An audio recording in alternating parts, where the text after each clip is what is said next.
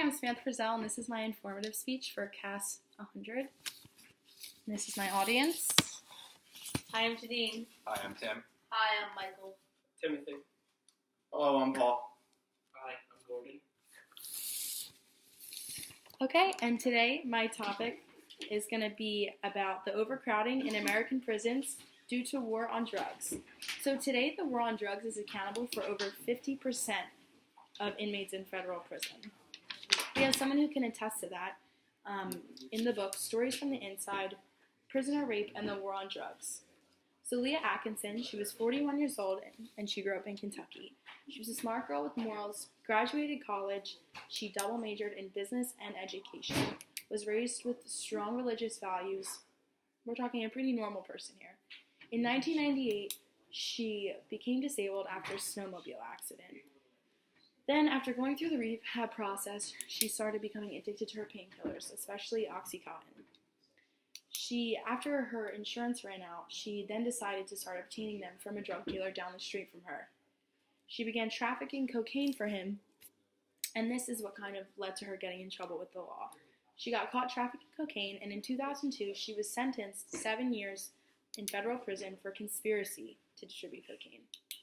While she was in jail, she received physical violence against her, sexual passes from administrators and staff who worked at the prison. After then going to pursue administrative remedies to these problems and her addiction problems, she was laughed at and humiliated by not only the inmates, but also administrators of the prison.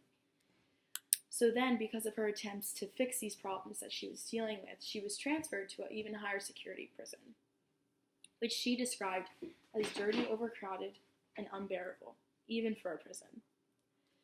So now she is still at that prison because of more charges that were against her due to prison life, and she is getting no help and is still going through this problem. So most importantly, not only is it the war on drugs that is affecting us, but it is also the lack of rehabilitation centers in these facilities that are allowing these people to get back on their feet and try to become clean.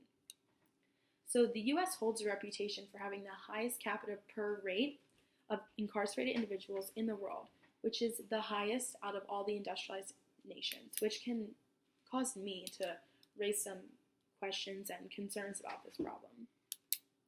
The growing amount of inmates in these jails due to overcrowding is leading to even higher maintenance costs, such as utilities, food, medical costs for these people, just daily living costs that are causing us as a national nation to even go into more debt and causing the jails more debt and just really not helping anyone and causing for even more horrible accommodations in these prisons.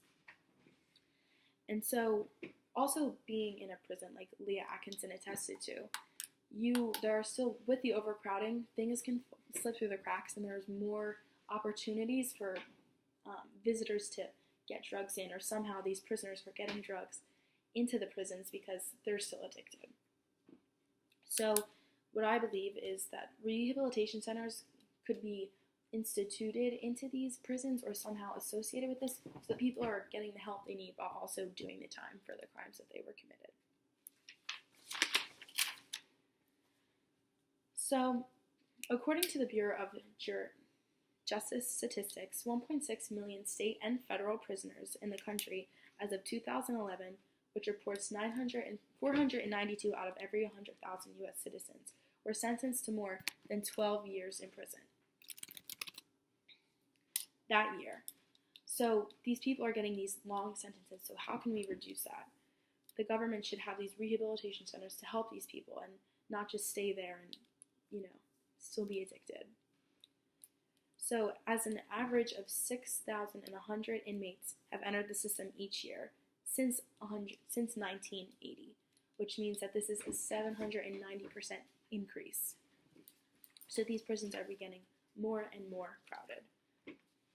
According to the International Business Insider, out of all the prisoners in the United States, the most money has been used on drug offenders in federal admissions.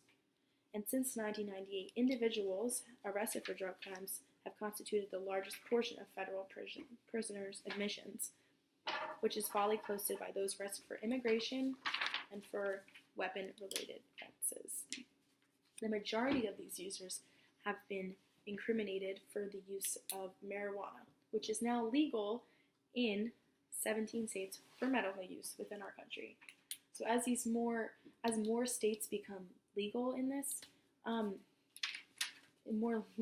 legalizing marijuana, I mean, these drug offenses for people growing and selling marijuana, using marijuana, become less serious, and you think, why are they, taking up space when we have more serious things going on in our country, such as the things that are going on right now and even the world with ISIS and all the attacks. And drug crimes now have been receiving even higher sentences and no parole, which means it is harder for them to, rehabilitate themselves, get a plea deal, and try to lessen their sentence. Also about marijuana, it has been proven to be the most unaddictive, but has the most people in the United States prison system, unlike crack, and cocaine, which Leah Atkinson was both on, crystal meth, and heroin. They're the least amount of offenders, and yet there's no rehab for them. Also, the facilities that are holding these inmates have not been renovated, redone in years, since the 1980s, and the amount of offenders, like I said before, has increased 790% since then. The fact that these buildings are being so overcrowded and the accommodations are going down, it's poor for the people who are living in them, the prisoners. Yes, they committed a crime, but it's also poor for the people who work in these jails and these prisons. The Obama administration was trying to take efforts to lower the original sentence for some of these inmates due to the nonviolent crimes. As they were getting out of jail, Obama was trying to offer jobs for these people, because when you come out of jail, it is obviously hard to, attain a job due to when you get a background check that is still on your record, and employers do not like to see a stained record.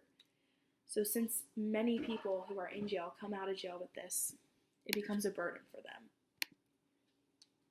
So how to solve this problem, honestly, is to hopefully lower standards for drug-related crimes and going to jail, and maybe more of a fine community service rehab type of sentence instead of going straight to jail.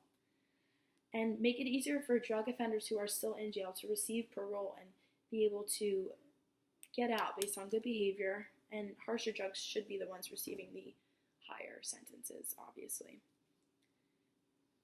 And to also create rehab centers for these people who are in drugs or who are coming out, because clearly they need help, and from what Leah Atkinson said, she wasn't receiving it. There was many other testimonies in that book that really just enforced the idea that they weren't receiving the help they need.